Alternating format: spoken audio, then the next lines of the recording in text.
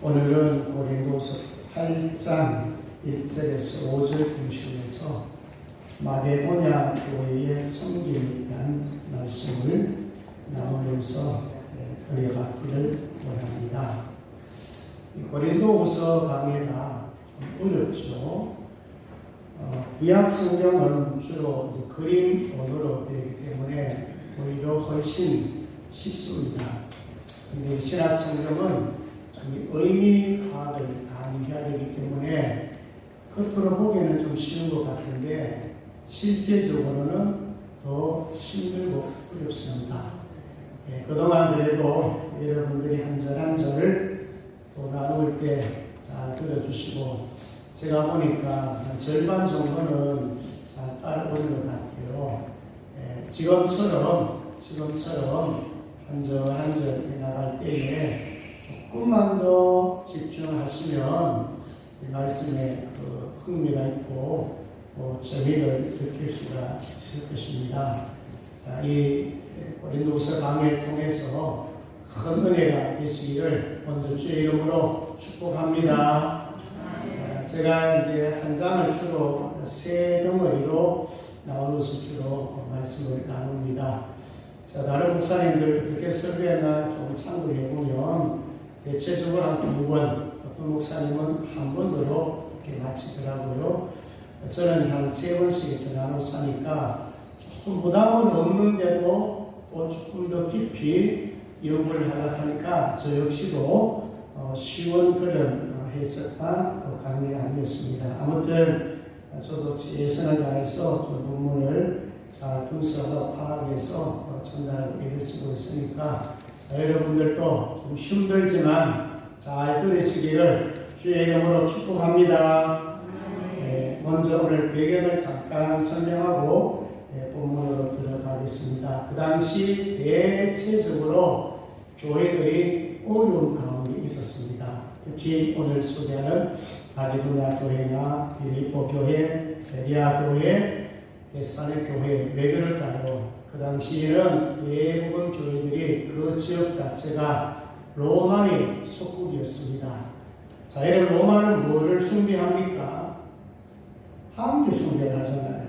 황제에게 절하라 그러잖아요. 그런데 그리스도인들은 황제에게 절할 수가 없잖아요.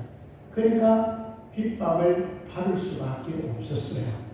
그러니까 교회가 전체적으로 박해가 있었기 때문에 굉장히 힘들었습니다. 자, 그 가운데 예루살렘 교회가 어려움에 처합니다. 예루살렘 교회가 클라우디아 황제 4대째 41년에서 54년 사이에 4대 왕이었죠. 그때 예루살렘 지역에 큰 중년이 들었어요. 기근이 들었어요. 아시다시피 예루살렘 교회 모교회잖아요. 예루살렘 교회를 통해서 흩어져서 여러 교회가 세워졌지 않습니까? 그런데 진짜 교회가 부흥돼가지고 큰 일을 해야 될 이 예루살렘 교회가 그 당시 구제할 대상자들이 너무 많았어요. 그런데 이 구제 많이 했던 예루살렘 교회가 지금 뭐예요? 너무나 큰 어려움을 당하는 거예요. 구제하는 사람들 구제할 수 없을 정도로 힘들었단 말입니다. 그래서 이제 사도 바울이 편지를 써서 여러 교회를 향해서 예루살렘을 도우라. 예루살렘 교회를 위해서 구제 헌금을 요청합니다. 자, 그런데 이 본문이 어느 교회를 지금 보낸 편지예요? 고린도 교회를 향해서 보냈잖아요. 그런데 고린도 교회는 그래도 부자 교회였어요. 그런데 고린도 교회는 구제 헌금에 사실은 적극성이 별로 없는 거예요. 부자면서. 그런데 오늘 본문에 소개하는 마게도냐 교회는 정말 극심한 어려움을 처했어요. 그런데 이 마게도냐 교회가 풍성한 연구를 합니다. 자기 풍성한 연구를 해가지고 마게도냐 교회가 뭐 그렇게 작은 교회에서 얼마나 많은 양을 헌금했겠어요. 이건 헌금의 양을 강조한 것이 아니었어요. 그들의 마음을 강조했다는 것입니다. 비록 가난했지만은 마게도냐 교회가 이렇게 연고의 힘을 썼으니까 바로 이 사도 바울의 이 글을 통해서 고린도 교회 성도들에게 지금 교훈을 하고 있는 것입니다.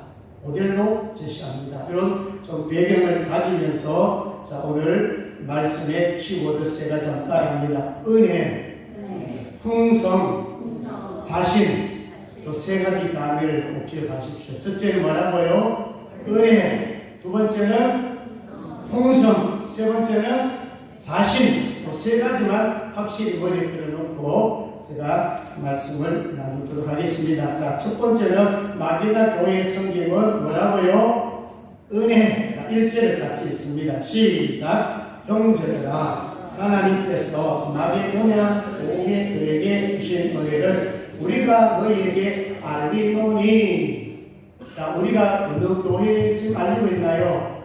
고린도 교회 성도들에게 지금 알리노니. 자, 여기 보시면 하나님께서 마게도냐 교회들에게 주신 은혜를 우리가 너희에게 알리노니. 자, 마게도냐 교인들이 정말로 잘 섬겼던 이유가 있는데 첫 번째는 누구의 은혜라고요? 하나님의 은혜라고요. 하나님의 은혜. 자, 그러면 이 마게도냐 교회가 얼마나 어려우냐.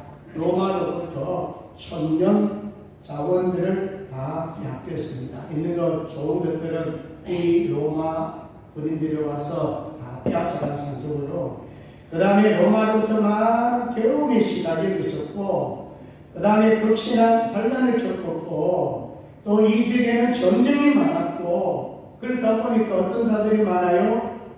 가난한 자들이 즐기는 거예요.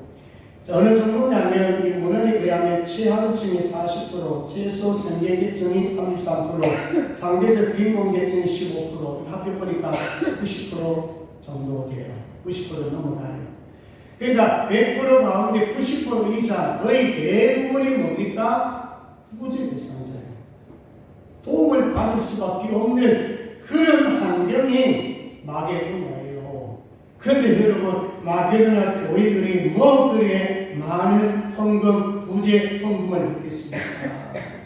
그런 가난에 처해 있었는데도 불구하고 마게도냐 교인들이 무너지지 않고 내적으로 영적으로는 더 성숙했다는 거예요. 가난 앞에 고난이 와도 더 성숙했던 것은 누구의 은혜 때문에? 하나님 은혜. 오늘 가장 핵심이 은혜입니다. 여러분, 하나님의 은혜가 더 중요합니까? 돈이 중요합니까? 은혜를 지금 강조하고 있는데 돈이 아니에요. 돈보다 은혜, 재물보다 은혜가 더 중요한 거예요. 자, 은혜 제가 종종 자주 제가 여러분에게 말씀을 전하는 이유가 뭐냐면 은혜가 제일 중요하기 때문에. 성경 보세요. 은혜를 얼마나 많이 강조합니까? 은혜는 사실 구약어를 말하면 복입니다. 최고의 복이 뭐냐? 은혜 충만이에요. 자, 믿습니까? 그 은혜가 뭐예요? 은혜 선물이라고 그랬잖아요. 은혜는 하나님께서 우리에게 주시는, 공짜로 주시는 선물이 바로 은혜. 그래서 2장 8절의 말씀 바로 선물이라고 그랬어요. 그래서 은혜를 제가 얘기할 때에 자격이 없는 나에게 위에서 공짜로 주시는 것이 은혜라 이런 말 있잖아요. 위에서 준다 하는 것을 누가 주는 거라고요? 하나님이 나에게 주시는 거예요. 나는 자격이 있을 수 없어요. 없는 자였단 말입니다. 죄인으로서 심판을 받아야 마땅할 죄인인데 하나님이 우리에게 선물을 주셨는데 그게 뭐예요? 독생자 예수 그리스도를 우리에게 선물을 준 거예요. 이 세상에 수많은 사람이 있지만 예수 아무나 믿는 줄 아십니까? 예수 다 믿는 줄 아십니까? 10명 중에 하나 겨우 믿습니다. 그러니까 여러분들은 적어도 10명 가운데 10% 가운데 100사람 중에 10명, 10사람 중에 한 사람이 여러분이 거기 포함되어 있다는 거예요. 자, 믿으시면 아멘. 여러분, 은혜 아무나 받는 게 아닙니다. 공짜로 해가지고 다 예수님을 영접하는 줄 아십니까? 아닙니다, 여러분. 여러분들이 지금 예수를 믿고 예수를 여러분의 입을 통해서 주라고 고백하기 시작하는 것은 복 중에 최고의 복이에요. 하나님의 사랑을 느끼겠다 하면 최고의 복이에요. 그러니까 이런 은혜가 들어오니까, 예수님을 믿으시니까, 예수로 충만하니까, 하나님의 영 성령으로 충만하니까, 고난이 오든 환난이 오든 가난이 오든 이들은 무너지지 않았어요. 오히려 더 강한 믿음을 가졌다는 것입니다. 가난하다고 믿음 포기하는 것은 그 믿음이 약한 거예요. 하나님 응답해가지고 포기해버린 거, 이거 여러분 믿음 좋은 게 아니에요. 그래서 믿음이 좋은지 안 좋은지는 한결이 나쁘면 더 잘 알아요. 부자 살다가 가난하게 살고 건강하게 살다가 몸에 병이 왔을 때 그 사람이 어떻게 활동하고 있고 어떤 생각을 가지고 있고 어떻게 믿음을 가지고 있느냐, 그 사람 믿음이 실력이란 말입니다. 그런데 마게도냐 교회는 환난 가운데 있었지만은, 가난 가운데 있었지만은 이들은 무너지지 아니하고 더 어떻게 해요? 성숙하고 더 강한 자가 되었단 말입니다. 더 인내를 가졌단 말입니다. 더 믿음이 풍성한 줄로 믿습니다. 여러분들도 어려움이 온다 할지라도 환난 온다 할지라도 더 주님을 바라보시고 하나님 은혜로 사시기를 주의 이름으로 축복합니다. 아멘. 자, 두 번째 2절 3절로 가봅니다. 마게도냐 교회의 성경은 이게 풍성한 연보로 숨겼다고 나오거든요. 자, 두 번째 단어를 뭘 생각하라고요? 풍성. 자, 첫째는 은혜, 두 번째는 풍성. 자, 2절 3절 같이 읽습니다. 2절 3절 시작. 환난의 많은 시험 가운데서 그들의 넘치는 기쁨과 극심한 가난이 그들의 풍성한 연분을 넘치게 하게 하였으니냐. 내가 증언하노니 그들이 힘대로 할 뿐 아니라 힘에 지나도록 자원하여. 아멘. 자, 읽어보십시오. 마게도냐 교회는 환난의 많은 시험 가운데 넘치는 기쁨. 이해되나요? 하루도 아니고 한 달도 아니고 계속 몇 년, 몇십 년 동안에 로마로부터 여러분 박해를 받을 생각해 보세요. 예수 믿는다는 이 하나 때문에 박해가 있다고 생각해 보십시오. 감옥에 집어넣고 때로는 죽이고 사형에 처한다고 생각해 보세요. 예수 믿는 것 때문에 내 주변 식구들이 고통당한다고 생각해 보세요. 그런 가운데서도 넘치는 뭐가 있었나요? 기쁨이 있었다는 거예요. 그리고 극심한 가난이 풍성한 영을 넘치겠다. 여러분, 극심한 가난이 조금 가난이 아닙니다. 한 끼 먹으면 없어지는 거예요. 내일을 걱정하는 그런 가난이에요. 지금은 여러분들 이거 생각하면 내가 언제를 그치면 가난, 지금 70, 80, 아니 60세가 넘어도 우리 한국이 옛날에 어렸을 때 이거 아마 좀 느낄 수 있을걸요?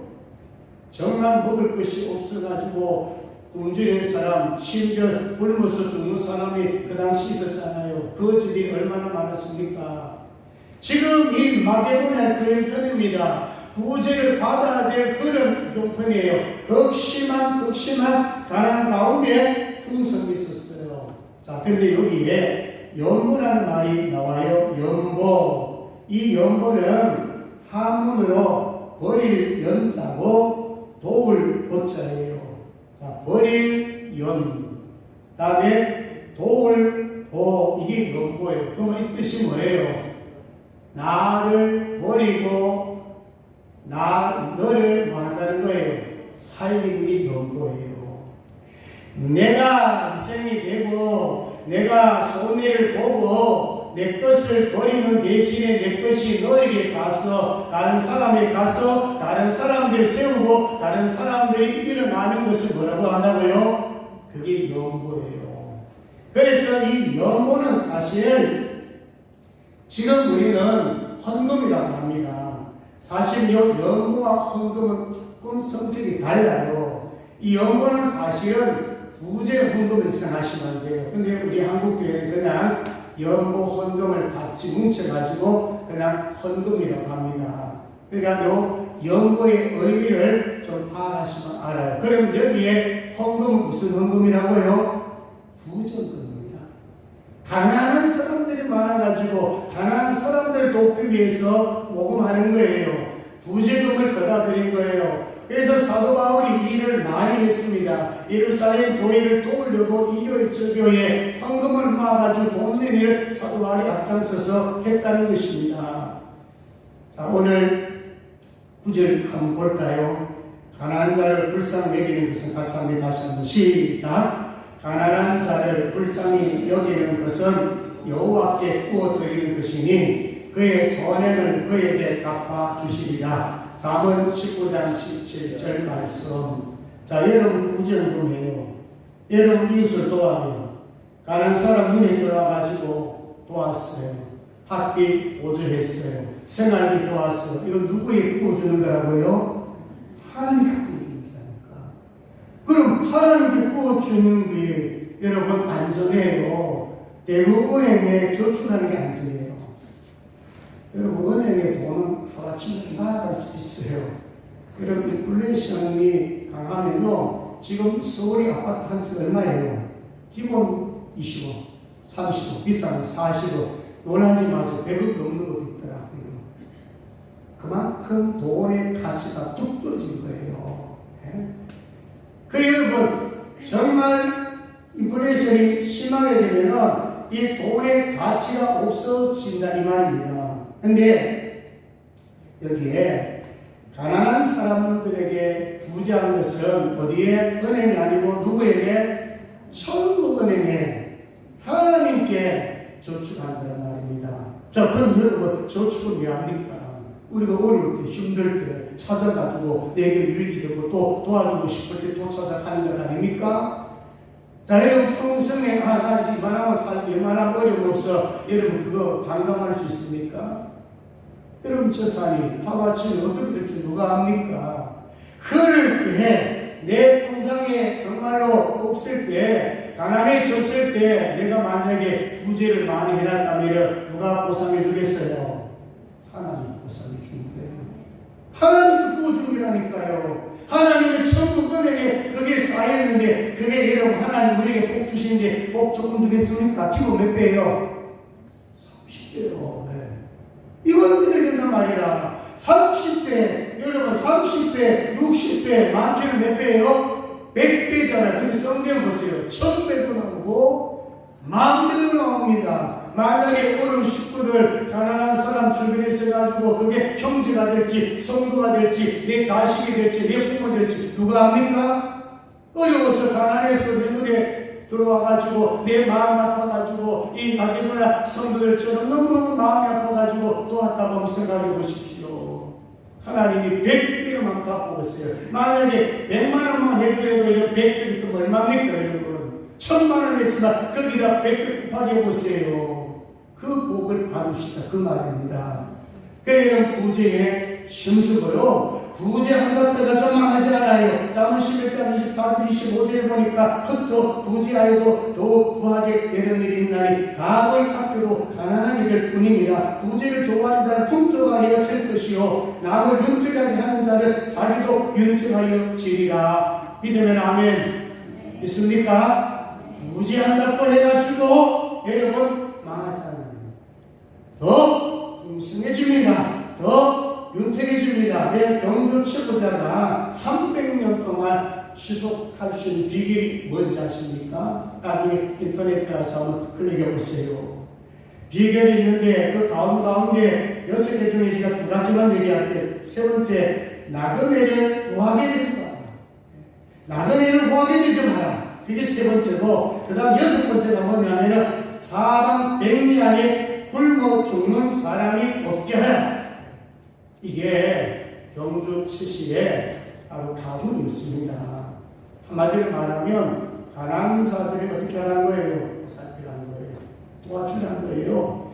그래서 성경에 보면 이 화목제물의 계획은 바로 그거예요. 화목제물은요 이웃과 나눠 먹습니다. 자, 우리가 새벽에 제가 말씀을 드린 적이 있는데 화목제물이 만약에 소다, 이런 소 한 마리 잡았다. 소 한 마리 보통 500kg입니다. 만약에 소를 잡았다면 그 소 하루에 또 화목제물 먹어야 됩니다. 여러분 소 한 마리 잡아가지고 모르겠어요. 이 명자가 모였을 때 돼지 한 마리 잡고 다 먹을 거요? 소 한 마리 여러분 잡았다고 생각해 보세요. 여러분 식구들 다 먹고 친척들 누가 다 먹고 그래도 남아요. 그럼 누굴 추천해야 됩니까? 이 사람들 다 초청해야 돼요. 적어도 한 100명 정도는 초청이 안 되겠어요? 이게 화목제물이에요. 그래서 이 화목제물은 뭐냐? 이웃과 화목하는 것, 이웃과 나누는 것, 이웃을 도와주는 게 바로 화목제물의 의미가 있습니다. 그래서 이 화목제물은 내가 희생해서, 그 연구와 개념이 똑같은 말입니다. 내가 희생해서 다른 사람 살리고 가장 대표적으로 누구를 들면 되겠어요? 바로 예수님이시잖아요. 예수님이 우리의 화목제물이 되셨단 말이에요. 예수님이 희생의 제물이 되셨단 말입니다. 예수님이 십자가에 못 박혀 달려 돌아가셨단 말입니다. 그래서 예수님 하나님 미라이 됨으로써 저도 살렸고 여러분도 살렸고 여러분 가족도 살렸고 여러분 주변의 수많은 사람들을 살렸다 그 말입니다. 이게 바로 화목제물의 의미고 연보의 의미입니다. 자, 이번 추석날 여러분들 돌아오시면서 가족들, 친척들, 또 이웃들 혹여는 마음속에 이 사람 좀 도와야 되겠다. 그럼 여러분 화목제물이 되십시오. 연구하십시오. 나는 버리고 내 것 좀 버리고 내 것 좀 희생하고 나누어 주십시오. 그러면 하나님께서 기뻐하실 뿐만 아니라 내게 부어준 것이 되어가지고 하나님께서 반드시 여러분들에게 복을 주실 줄로 믿습니다. 그 다음에 이제 2절 3절을 조금 더 보시면은 마게도나 교회가 드렸던 이 연고는요 하나님께 드린 것이 되고 거기 보면은 자발적으로 드리게 되고 그리고 모든 예물은 구원을 기초로 합니다. 구원 받아서 우리 뭐합니까? 감사해서 드려지게 되는 것이고 그 다음에 넘치는 기쁨으로 힘의 진화로 드릴 때 여러분 가난한 사람 힘의 진화로 드리면 뭘 드리겠습니까? 내 재산이 없는데 뭘 것도 없는데 뭘 갖다 드리겠어요? 그런데 이 성경에 사도 바울이 평가를 할 때 그렇게 평가한 거예요. 힘의 진화도로 드렸다. 풍성한 연보를 했다. 아까 제가 말씀드렸지만 이거는 제물의 양을 말씀하는 것이 아니에요. 그의 마음, 마게도나 성도들의 마음, 마게도나 교회 성도들이 예루살렘 교회 성도들 생각하면서 그들의 아픔을 생각하면서 마음을 드린 거예요. 그래서 믿음이다 그 말입니다. 믿음의 제물을 드렸기 때문에 바로 여기에 큰 칭찬이 있었다 그런 말씀입니다. 자, 우리가 잘 아는 가부가 드렸던 것이 두렙돈이죠. 두렙돈. 이 가부가 헌금 정말 작게 드렸어요. 이 두렙돈은 우리나라 돈으로 환산해 보니까 1,560원이에요. 이 1렙돈은 데라리온이 장정한 사람의 품삯이거든요. 이 데라리온의 128분의 1이에요.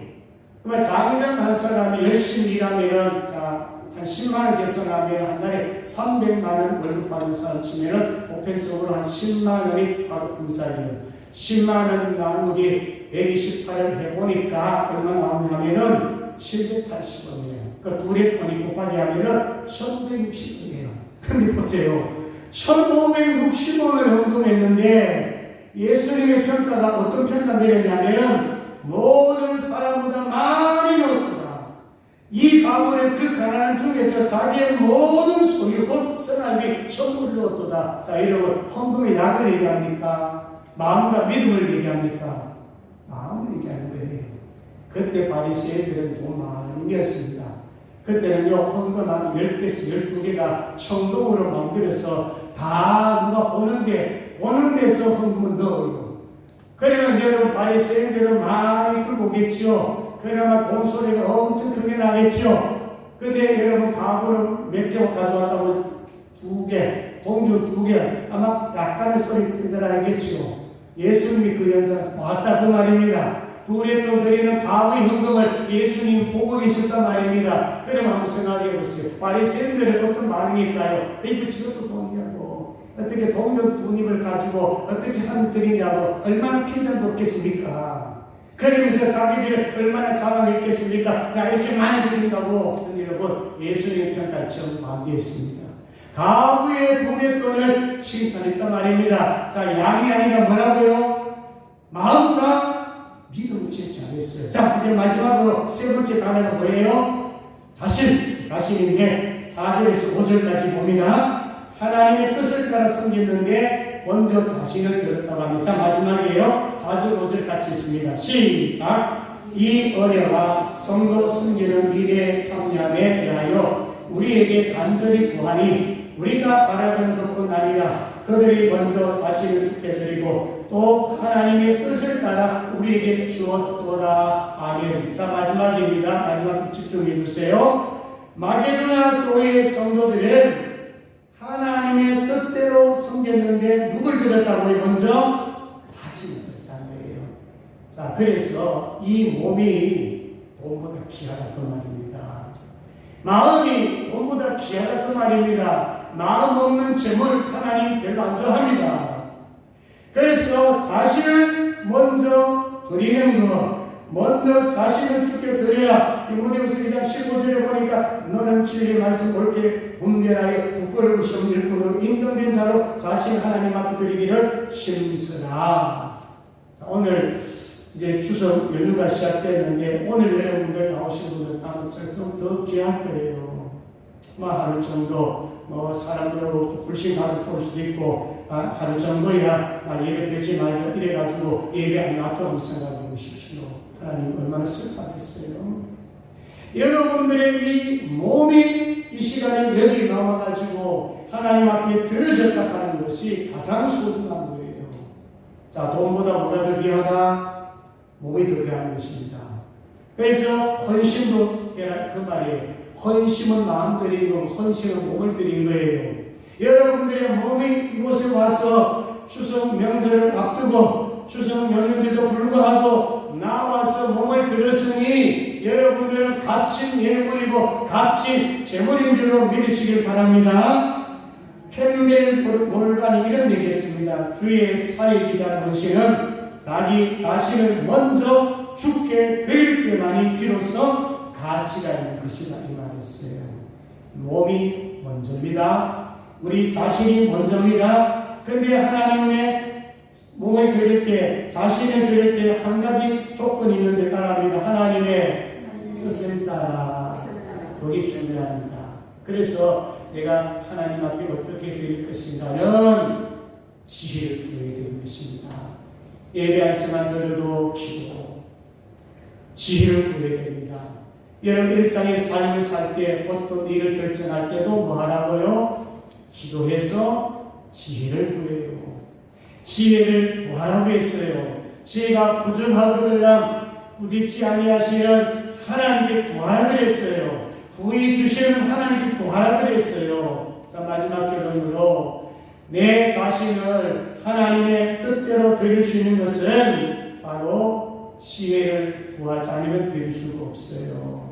꼭 하나님의 지혜가 여러분에게 충만하셔서 요 1시간 1시간 들려진 이 예배를 여러분들이 소중히 여기면서 하나님의 기쁨이 되고 또 하나님 앞에 드리는 산저물이 되시기를 주의 이름으로 축복합니다. 그래서 이런 연휴 중에 꼭 여러분들 오늘 말씀을 마음에 품고 기도하면서 지혜를 구하면서 어떻게 하든 하나님의 선한 일이 무엇인가 돌볼 자가 있는가 또 구원 사역에 내가 뭘 할 것인가 또 믿음 없는 자에게 어떻게 복음을 전할 것인가 또 믿음 약한 형제들에게 어떤 사랑의 봉사를 할 것인가 꼭 지혜를 구해서 의미 있는 추석 연휴가 되시기를 주의 이름으로 축복합니다. 기도하겠습니다. 하나님 아버지 감사합니다. 하나님의 은혜로 마게도냐 교회는 섬겼고 또 극심한 가난 가운데 큰 환난 속에서도 풍성한 연구를 들었고 무엇보다도 이 연구는 내가 희생해서 남을 살리는 것입니다. 하나님 이번 추석 연휴 동안에 정말 약한 자, 가난한 자, 아픈 형제가 내 눈에 들어오고 내 마음에 들어오면 기도하며 지혜로 사랑으로 섬기고 때로는 재물로 물질로 섬길 수 있는 좋은 기회가 되게 도와주시고 특별히 믿음 없는 자에게 영생의 복음을 증거할 수 있는 좋은 기회 또 믿음이 약한 형제들, 믿음이 약한 자녀들, 믿음이 약한 부모들에게 정말로 위로의 말씀을 전하고 예수 그리스도를 전해서 믿음 갖게 하는 놀라운 역사 기적을 맛보게 하여 주시옵소서. 감사합니다. 거룩하신 예수님 이름으로 기도드리옵나이다. 아멘.